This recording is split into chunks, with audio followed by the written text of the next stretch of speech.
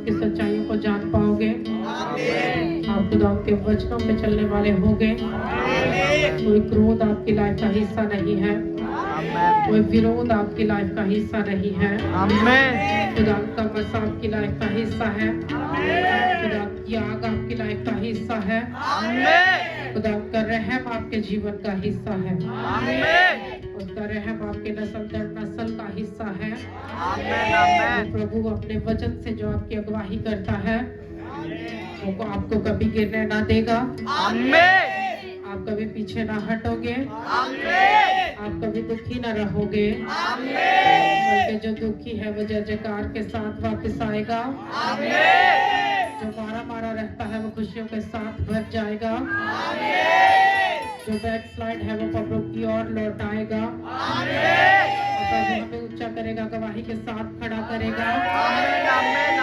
हमारे बल को, हमारे जलाल को बढ़ाएगा और हमें कभी भी अकेला नहीं छोड़ेगा। वो अंत तक कभी हमें अकेला नहीं छोड़ेगा। वो सदा ही हमारे संग रहने वाला खुदा है। आज उसका वचन जब आपकी जिंदगी में बोया जाए तो वो फल लेकर आए। कोई शैतान उस फल को चुराने नहीं पाए। आपके फल आपकी जिंदगियों में बने रहे। हालेलुया। सब बैठ जाओ अपनी बाइबल के साथ अपनी जगह पर।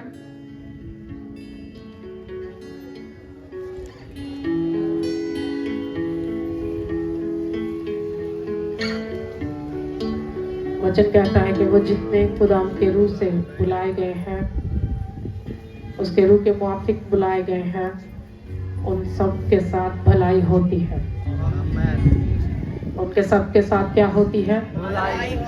जितने खुदा की रूह की हदायत से बुलाए गए हैं, खुदा के इरादे के मुआफिक बुलाए गए हैं, उन सब के लिए भलाई रची गई है।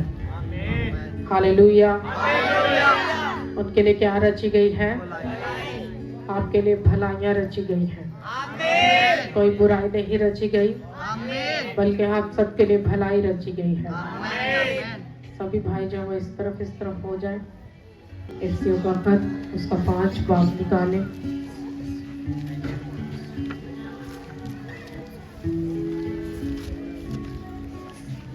कितने लोग खुश हैं खुदा की हजूरी में आकर? सभी खुश हैं। खुदा का रूह भी खुश है आपसे। सभी मेरे साथ वचन में चलेंगे। इफ्सियों का खत उसका 5 बाब निकालें। मैं इसकी 15 आयत से पढ़ूंगी। सभी अपनी बाइबल पर देखें। वचन में लिखा है, बस गौर से देखो कि किस तरह चलते हो, नादानों की तरह नहीं बल्कि तनाव की मानद चलो, और वक्त को गनीमत जानो क्योंकि दिन बुरे हैं। इस सबब से नादान ना बनो बल्कि खुदावत की मर्जी को समझो कि क्या है, और शराब में मतवाले ना बनो क्योंकि इससे बदचलनी वाक़या होती है, बल्कि रूह से मामूर होते जाओ और आपस में मज़ामीर और गीत और रूहानी गज़लें गाया करो और दिल से खुदावत के लिए गाते बजाते रहा करो, और सब बातों में हमारे खुदा यीशु मसीह के नाम से हमेशा खुदा बाप का शुक्र करते रहो। सब बोले आमीन। बाइबल क्या कहती है? कलीसिया को, ईमानदारों को, ये गौर से देखो कि तुम कैसे चलते हो। ये नहीं कहती कि गौर से देखो कि दूसरा कैसे चलता है, बल्कि क्या कहती है कि गौर से देखो कि तुम कैसे चलते हो। यानी अपने आप को गौर में रखो कि मेरा जो चलना है वो कैसा है। जो हमारा चलना है मसीही ज़िंदगी में, बाइबल उसकी बात करती है कि जब हम मसीही ईमान में चल रहे हैं तो क्या ईमान भटका हुआ है? क्या वो ईमान खुदा के कामों के ऊपर पुख्ता है, या फिर 5% है या 10% है, या फिर कभी कभी औरों के पीछे बह जाता है? वो वाला ईमान नहीं, बल्कि वो कहता है कि तुम अपने चाल चलन के ऊपर गौर करो, अपने करैक्टर के ऊपर गौर करो। ऐसा ना हो कि तुम्हारे बीच में लोग पवित्र आत्मा से भी भरे हुए हों। वो चर्च में आए तो कहें हम आज बहुत पवित्र आत्मा से भरे, और जब और फंक्शंस पे जाएं और तरह की जगहों पे बैठें, अपने दोस्तों, अपने घरानों में, अपने रिश्तेदारों में, तो वहाँ वो गंदी बातें करें या फिर चुगलियाँ करें, या फिर जब बैठे तो शराब और कबाब करें। ऐसा वचन नहीं कहता, बल्कि वो कहता कि जब तुम इसके मुकाबले में वो शराब ना पीकर, क्योंकि उससे क्या होती, बदचलनी होती। तो बदचलन एक करैक्टर जो है वो लोगों के लिए अच्छा नहीं। जो बदचलनी वाला करैक्टर है वो कोई दूसरा नस्ल के लिए और दूसरे लोगों के लिए, छोटे बच्चों के लिए कोई मिसाल नहीं। अगर आप नशा करने वालों को देखो तो उनको अपनी खुद की होश नहीं होती, वो अपनी शुद्ध बुद्ध, अपनी समझ खोए हुए होते हैं। उसको मालूम नहीं कि उसके जो साथ रहने वाले, उसके माता पिता, उसके मन में कितना उसके लिए दुख है, कितनी पीड़ा है। कि जब समय था कि वो अपने माँ बाप को संभाले, तो उसने लाइफ जो पाप के हवाले कर दी और नशा कर करके जी रहे। और फिर वो नशा करने वाला जीवन सुधरा हुआ जीवन नहीं होता। वो कितना भी माँ बाप के ताबेदार हो, वो कितना भी जी करता हो, लेकिन वो जीवन जो है वो नाश होने वाला जीवन है। बहुत सारे ऐसे लोग भी हैं जो पाप करते हैं और प्रचार भी करते हैं, वो झूठ भी बोलते हैं, नशा भी करते हैं और लोगों को तालीम भी देते हैं। और बाइबल कहती कि ऐसे झूठों से बाज रहो। बाइबल कहती कि तुम्हें वो सब चीज़ें जो पाप की ओर लेकर जाती, जो धरती के कलेश की तरफ, बीमारियों की तरफ लेकर जाती, उनको छोड़कर तुम्हें क्या करना है, खुदा के रूह से मामूर होना है। और फिर वो रूह से मामूर होने के लिए हमें कोई ये वर्ड नहीं देता कि आज रूह से मामूर हो लो तो उसके बाद दोबारा ज़रूरत नहीं। वो कहता है हर रोज़ रूह से भरते जाओ, हर रोज़ पवित्र आत्मा से भरो। ये आपकी जिम्मेवारी है, खुदावंद के रूह से भरना। हालेलुया। ये खुदावंद की जिम्मेवारी नहीं है आपको अपने रूह से भरना, बल्कि ये आपकी खुद की जिम्मेवारी है अपने आप को खुदा के रूह से भरना। और खुदा के रूह से हम भरते कब हैं? जब हम पाप वाला जीवन छोड़ते, जब हम वो गंदे काम छोड़ते, संगति छोड़ते बुरे लोगों की, दोस्तों की, वो जो पाप करने वाले लोग हैं उनकी संगति में उठना बैठना छोड़ते, बिल्कुल एक सेपरेट जीवन जीते, उन सहेलियों को छोड़ते, हाँ, जो पाप करती, जो झूठ बोलती, वे विचार करती, उनको छोड़ते। और खुदावंद हमें क्लीन करता, वो हमारी सोचों को पवित्र करता।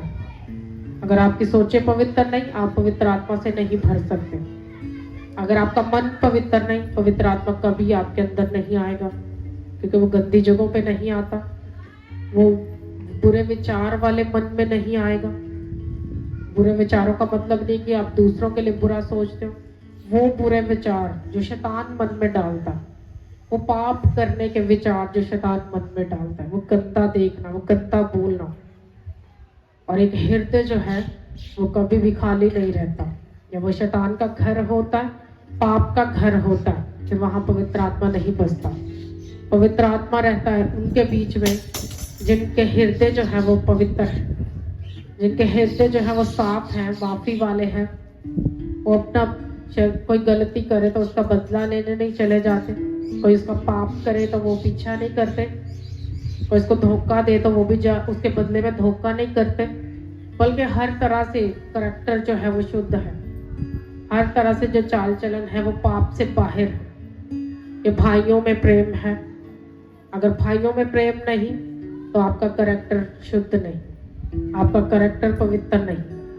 अगर आप अपने माँ बाप के आज्ञाकारी नहीं हो, उनकी आज्ञाओं को नहीं मानते, आप तब भी पवित्र नहीं हो, तब भी आपका मन शुद्ध नहीं है।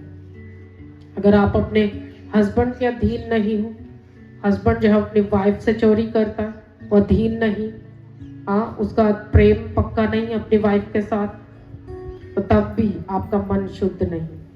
और शैतान क्या करता है? हमारे हृदय को पाप में लेकर जाता है, गलतियां कराता है, और ये उसका मास्टर प्लान है कि हम कभी भी खुदा के रूह से भर नहीं पाए। क्योंकि वो जानता है कि जब एक आदमी, एक इंसान जो है, एक इवन छोटा बच्चा अगर वो पवित्र आत्मा से भरा तो वो पवित्र आत्मा के कामों को करेगा, तो शैतान ये कभी नहीं चाहता। पवित्र आत्मा के काम क्या है? हाँ, जब प्रभु यीशु मसीह के ऊपर पवित्र आत्मा उतरा तो क्या किया प्रभु यीशु मसीह ने? क्या पवित्र आत्मा उतरने से पहले भी प्रभु यीशु मसीह ने लंगड़ों को चलाया? क्या कोड़ियों को पवित्र किया? क्या बंदियों को छुटकारा दिया? क्या लोगों को गुड न्यूज प्रचार की? लेकिन बाइबल कहती है कि जब प्रभु यीशु मसीह के ऊपर पवित्र आत्मा उतरा तो उस दिन से उसने प्रचार करना, लोगों को आसमान की बादशाही की गवाही देना शुरू किया। वो खुशखबरी का प्रचार करना शुरू किया, लोगों को जा के चंगा करना शुरू किया, लोगों को साल्वेशन दिखाई, रास्तबाजी लोगों के बीच में कायम करी और लोगों की जो हालात थे, बुरे हालात, उनसे उनको बाहर निकाला, लोगों का छुटकारा हुआ। और जब तक पवित्र आत्मा हमारे अंदर नहीं, ना खुद का छुटकारा होता, ना हम किसी को दे पाते।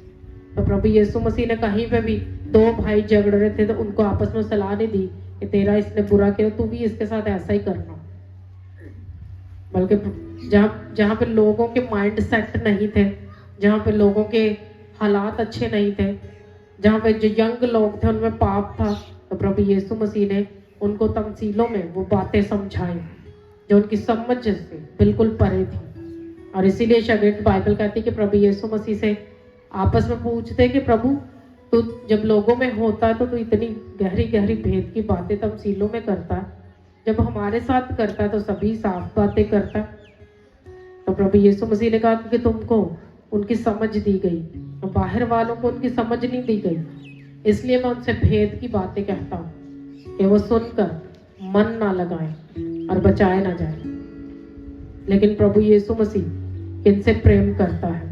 वो जो उस पर विश्वास करते हैं, वो जो अपना मन लगाते प्रभु के वचन की ओर, वो उनसे ऐसी भेद की बातें, गहरी बातें बताता है कि आप अपनी पाप वाले जीवन से बाहर आ पाते हैं। इवन के यंग यूथ को आज बदलना बहुत मुश्किल का काम है। यंग यूथ जो है उनका ध्यान ही नहीं खुदावंद की ओर, चर्च की ओर ध्यान नहीं, उनको मालूम नहीं चर्च के साथ हमारी संगति कैसी होनी चाहिए। ये क्यों एंड टाइम है, क्योंकि बाइबल तो कहती है कि तुम गौर से देखो कि कैसे चलते हो, तो हम कभी गौर से देखकर चलते नहीं कि हम कैसे चलते, हमारे दोस्त कैसे, हमने कैसी सोसाइटी अपने लिए रखी, ये हम देखते ही नहीं, ये हमें दिखता ही नहीं। हमें जो पाप हो रहा है धरती पे वो नहीं दिखता, और जो प्रचार हो रहा है वो बहुत दिखता, उसका विरोध करने चले जाते। वो हर बात विरोध का कारण है प्रभु के लिए। जब आप बैठ कर नाश होने वाली बातें सुनते और करते हो, और कभी भी घरों में बैठकर उन चीज़ों के लिए प्रार्थनाएं नहीं करते कि प्रभु ये बातें, ये लोगों की सोच बदले, ये बातें छोड़कर जाएं, प्रभु तेरे वचन की ओर मन लगाए जाएं। जब आप प्रार्थना करोगे बातें छोड़कर, लोग बदलने लगेंगे, आपके इर्द गिर्द का माहौल बदलने लगेगा, और फिर आपको प्रार्थना करते ही जाना है, आपको करते ही रहना है, आपको प्रेयर में बने ही रहना है।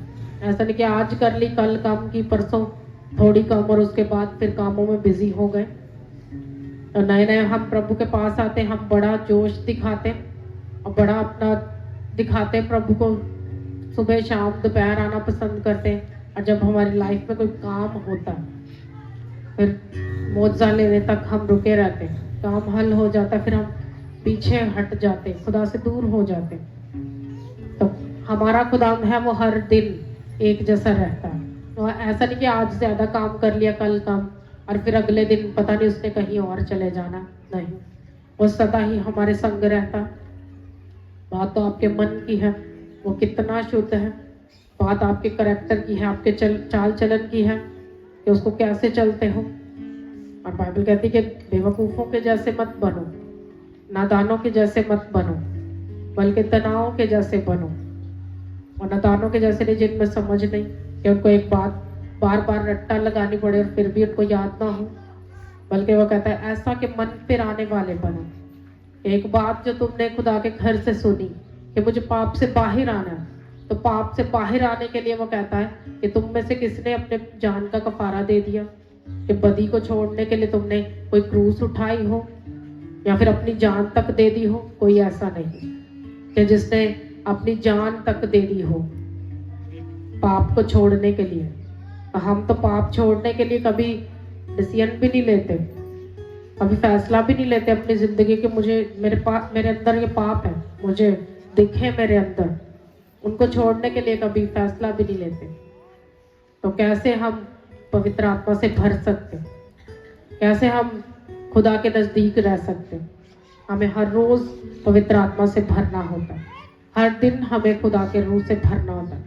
और जब आप रोज प्रार्थना में बैठ के पवित्र आत्मा से भरते हो, खुदा से मांगते हो कि मुझे अपने रूह से भर, तो खुदावंद भी देखता कि तुम्हें मेरे रूह से क्यों भरना, अगुवाही में चलने के लिए, प्रभु मुझे सच्चा जीवन जीने के लिए तेरे आत्मा की जरूरत है। आप मांगते हो वो आपको देता, उसको मालूम है, पिता को मालूम है कि मेरे बच्चों को किन चीज़ों की ज़रूरत है। अगर आपको अच्छा बिजनेस करना है, आप बिना पवित्र आत्मा के नहीं कर सकते, क्योंकि बिना पवित्र आत्मा आपकी समझ फेलियर है, वो फेल है, वो अच्छे चलती नहीं, गुड आइडियाज नहीं आते, वो हमारी सोचों के कहीं कहीं लिमिटेड फैसले हो जाते, लेकिन वो सच्ची और एक सच्ची राह जो है, जो समझ खुदा की ओर से, वो नहीं आती। हम भटक जाते, अपनी आइडिया से चलते तो धोखा भी खा लेते, भटक भी जाते, लेकिन जब पवित्र आत्मा से जो काम करते वो लंबा चलने वाले होते, वो कभी फेल नहीं होते। सोचो, अगर आज से 6 साल पहले प्रभु ने मुझे अपने कामों के लिए इस्तेमाल किया, ये चर्च किसी आदमी के मन में आने से नहीं लगाई गई, कि किसी बंदे ने चर्च खड़ी की हो, उसको पवित्र आत्मा ने खड़ा किया, चर्च को पवित्र आत्मा ने खड़ा किया। तो कितने भी हालात आए, बुरे आए, अच्छे आए, जैसे भी आए, चर्च कभी गिरी नहीं, चर्च कभी बैकस्लाइड नहीं हुई। तो वजह क्या थी? कि पवित्र आत्मा के द्वारा लगाई गई। वजह क्या है? कि प्रभु के वचन से खड़े हैं। अगर सोचो, अगर ये किसी बंदे का प्लान होता तो शायद वो प्लान आज से 2 साल पहले, 3 साल पहले ही फेल हो जाता। जब मैं अपनी लाइफ की बड़ी प्रॉब्लम में से गुजरी तो तभी फेल हो जाना चाहिए था। जब बड़ी बीमारियों में से, बड़े कलेशों में से, दुखों में से गुजरे, तब फेल हो जाना चाहिए था, लेकिन वो फेल नहीं हुआ, क्योंकि जो काम आप पवित्र आत्मा के द्वारा करते हो वो आपकी जिंदगी से कभी फेल नहीं होता, वो लंबा चलने वाला होता। ऐसे ही आपका मसीही जीवन है, जब आप इसको पवित्र आत्मा के द्वारा चलाओगे, ये कभी फेल नहीं होगा। आप लोगों से अलग दिखोगे और लोगों से अलग जाने जाओगे। आपकी जो करैक्टर है वो और लोगों के साथ मैच नहीं करेंगे, वो दूसरे लोगों से डिफरेंट होंगे। फिर वो बच्चे जो पवित्र आत्मा से भरी चर्च में आते, उनके करैक्टर, उनके बातचीत करने के तरीके वो और लोगों से डिफरेंट होंगे। लेकिन सिर्फ वो वाले लोग जो विजिटर होते चर्च में, जो सिर्फ विजिट करने आते, कभी कभार देखने आते, उनको कोई मतलब नहीं सेवा से, कोई मतलब नहीं प्रभु से, कोई मतलब नहीं वचन से। जैसे इधर चर्च हो रहा था, बाकी लोग अपने कमरों में आराम कर रहे होते, उन्हें लगता है कि प्रभु हरे चोली चुक के लेके जाओगा। हाँ, इधर वर्शिप चल रही, लोग छतों पे गुड्डियां उड़ा रहे, उन्हें लगता है कि बस ऐ वाला हिस्सा नंग लै तो फिर आप बस एवं एंड तक मुंह वखाण चले जावांगे प्रभु। तो ऐसा करके आप प्रभु के आत्मा से नहीं भर सकते। आपकी जिंदगी के हालात जो है वो कभी बदलेंगे नहीं। ऐसा करने से कभी आपका जीवन सुधरेगा नहीं, करैक्टर कभी सुधरेगा नहीं। लोग जब देखेंगे वो आपकी शख्सियत से पहचान लेंगे, अच्छा इतने बेवकूफ़ों के घराने में जन्मे हो, है ना। अगर वो आपके बातचीत करने से ही पहचान लेंगे कि तुम्हारा जन्म कहाँ पे हुआ, उस पाप वाली नगरी में। उससे बाहर आओ, अपने मन को पवित्र करो, हर रोज पवित्र आत्मा से भरो। और जैसा कि इम्पोर्टेंट है खुदा के घर में जमा होना, वर्शिप करना, गीत गाना, खुशी के गीत गाना और खुदा के रूह से भरे रहना, ये हर एक मसीही की जिम्मेदारी है, ये आपकी जिम्मेदारी। और जो लोग पवित्र आत्मा से नहीं भरे वो दूसरों को भी गलत समझ रहे होते हैं, जिनका खुद का कभी होली स्पिरिट से इनकाउंटर नहीं हुआ, उनको लगता है कि ये फेक चीज़ें, हाँ वो सब चीज़ें तो बापे भी कर लेते हैं। लेकिन मैं आपको बता दूं कि जब मूसा को प्रभु ने चुना अपने कामों को करने के लिए, तो मूसा की जुबान में प्रॉब्लम थी, अच्छे से बोल नहीं पाता था। तो खुदा ने उसके हाथ में ऐसे अद्भुत काम करने वाली सामर्थ्य दी कि जब तू जाएगा तो ये काम मिस्र में उस बादशाह को दिखाना, तो मेरे लोगों को जाने देगा। और बाइबल कहती है कि वो जितने मौजे जो मूसा ने फिरौन के सामने किए, वो सब तो मिस्र के जादूगर भी कर सकते थे, उनके पास भी वो बल था, वो ताकत थी। लेकिन जहां बात आई मृत्यु की, जीवन की, जिंदगी देने की, तो वो नहीं कर पाए। क्योंकि पवित्र आत्मा के काम जो है वो लोगों के साथ लोग कर पाएंगे मुकाबला आपका, लेकिन जहां पे जीत और हार डिसाइड होगी ना, वो आपके लिए डिसाइड होगी। वो आप चुनोगे या जीतना है या हारना है। हाँ, तो मूसा को जो खुदा ने मसा दिया वो जीत दिलाने वाला दिया, वो पाप पे फतह पाने वाला दिया। और मैं एक दिन हम वीडियो देख रहे और मैं बार बार उसको देख रही और मैं बोल रही कि क्या कारण था कि प्रभु ने मेंढक भेजे, उनकी सब सरहदों में, उनके महलों में मेंढक भर गए। मेंढक क्या वो तंग करता है बंदे को, कितना का तंग करेगा। लेकिन बाइबल कहती है कि वबा मेंढक की सूरत में भी उनके ऊपर आई। उनके किचन में, खाने की जगहों पे, उनके टेबल पे, है ना, हर जगह मेंढक भर गए। तो कभी कभी देखने के लिए वो चीजें हमें नॉर्मल लगती, लेकिन प्रभु जब तंग करने पे आता है ना, वो ऐसा तंग करता है कि बंदा हाथ जोड़ के माफी मांग लेता है कि प्रभु अब बस, हाँ अब बस, अब हमारी हार हो गई। अब प्रभु का वचन कहता है कि खुदा ने हर तरह की उस वबा से उन लोगों को तंग किया। तो प्रभु ऐसे अनहोने काम करता है जो किसी ने सोचे भी नहीं होते। हाँ, ये मिस्र के जादूगरों ने सोचा होगा कि मेंढक भी आएंगे, हाँ, ऐसा उन्होंने कभी एक्सपीरियंस नहीं किया होगा। क्या ऐसी चीजों पे इख्तियार किसका है? खुदा का, है ना। ये वो समुद्र की मछलियों को कह देते, वो भी समुद्र के किनारे पे आके लग जाएंगी। तो जिस पे कंट्रोल खुदावन का है, यहोवा का है, वो तो उन्हीं चीजों को आपको दे के भेजेगा ना मुकाबला करने के लिए। वही एक टाइम आता है कि वो जादूगर भी अपना काम करना, उनका भी एक लिमिटेड हो जाता है, खत्म हो जाता है। लेकिन प्रभु के काम वो सदा ही बने रहते हैं, उसकी चंगाइयाँ सदा बनी रहती, वो छुटकारे सदा बने रहते, वो विश्वास सदा बना रहता, कभी कम नहीं होता। वो जो चंगा नहीं कर पाते, वो मेडिसिन भी उन बीमारियों को हील नहीं कर पाती जो प्रभु का आत्मा करता है ना। ऐसी चीजों पे तो विश्वास है ना कि उनको भी हम फेक समझते हैं। हमारा विश्वास है कि जो काम मेडिसिन से नहीं होते, इवन एक नॉर्मल से सिर दर्द, ऐसे बहुत सारे चर्च में लोग हैं जिनके सिर दर्द से उनको चंगाई हुई और उसके बाद फिर सिर दर्द नहीं हुआ कभी। इवन के वो नॉर्मल सी सिर दर्द जो मेडिसिन खाने से हल नहीं हुई, वो प्रेयर कराने से कैसे हल हो गई।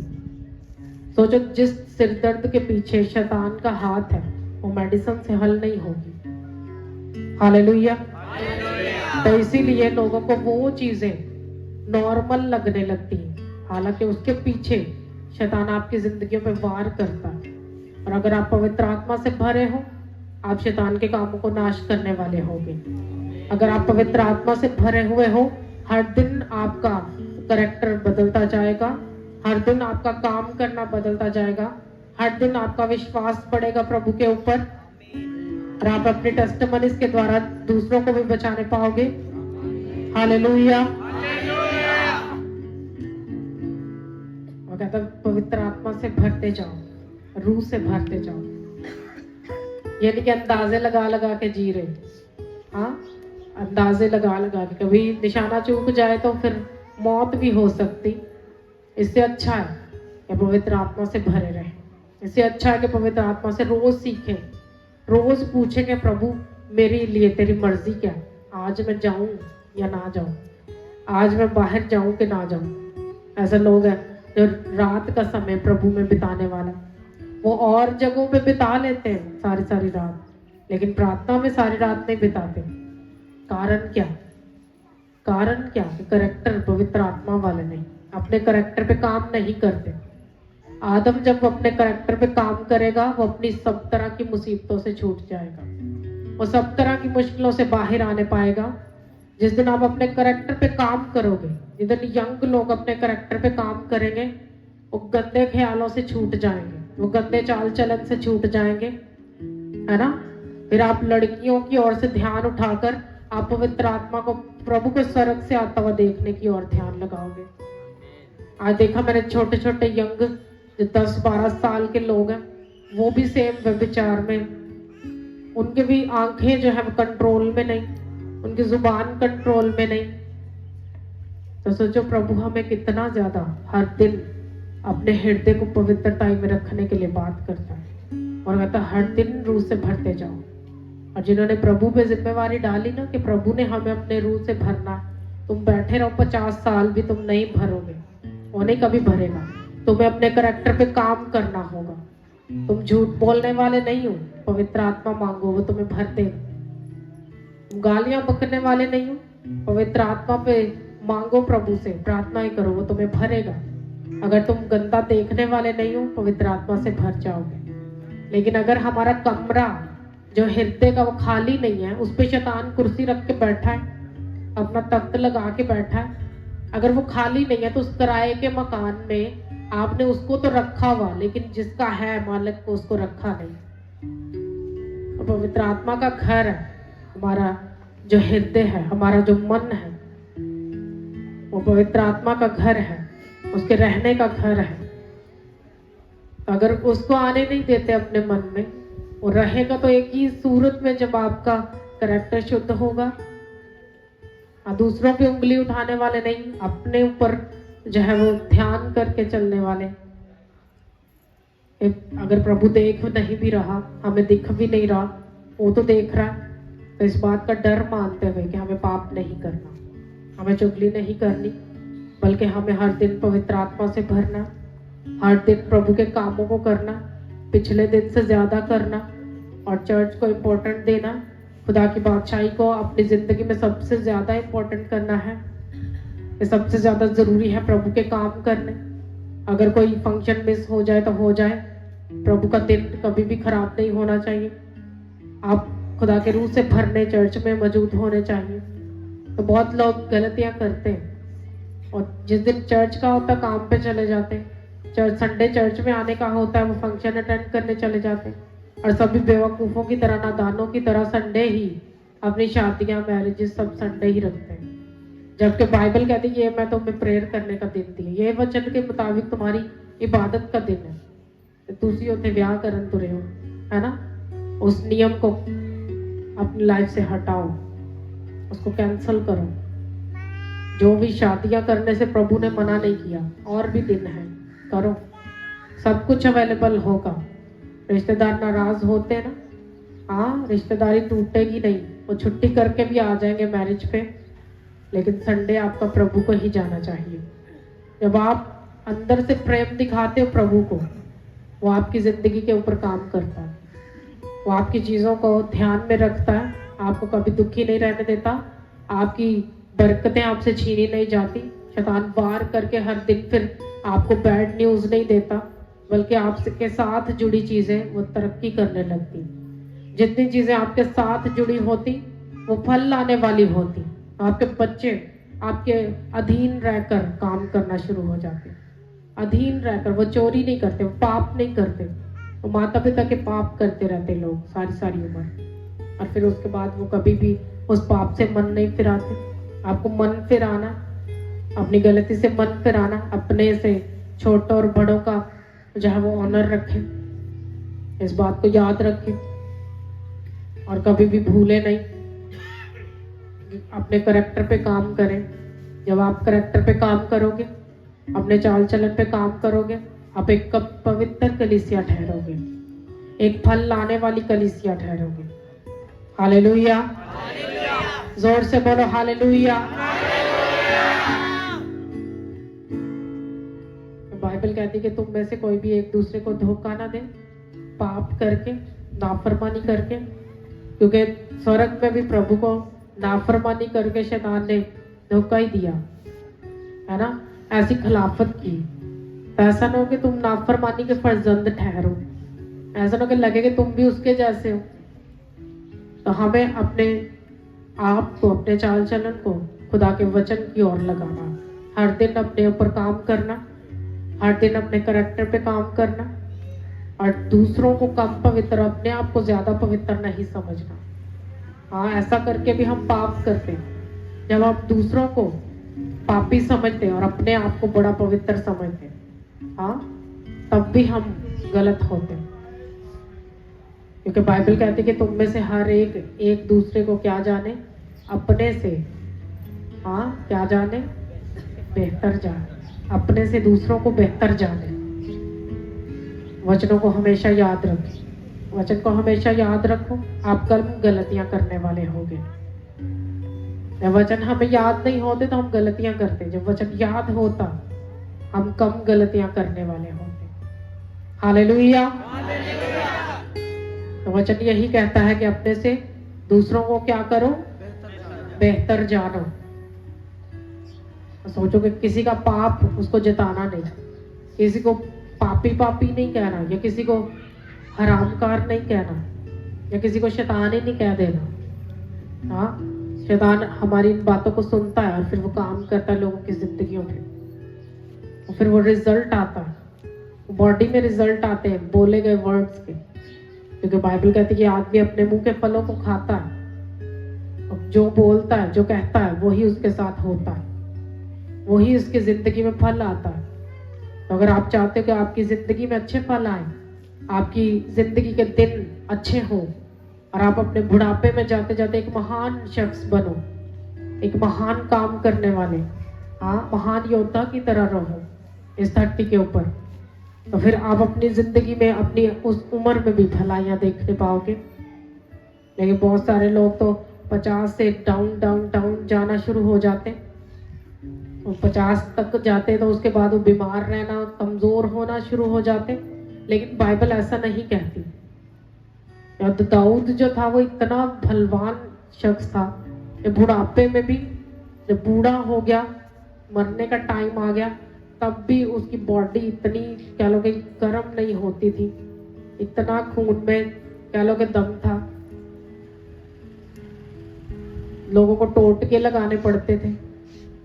तो सोचो सारी लाइफ पवित्रताई में गुजारने में, है ना, लोगों ने अपनी लाइफ में बड़ा रिजल्ट काटा, प्रभु ने उनके वंश तक ऊंचा किया, और खुदा ने जो अहद बांधा था दाऊद के साथ कि मैं तेरे तख्त के ऊपर बैठने वाले कभी कम नहीं होंगे, तेरे तख्त पर राज करने वालों की कभी कमी नहीं हुई, तो क्या हुई, दाऊद का तख्त आज भी जीवित है कि नहीं?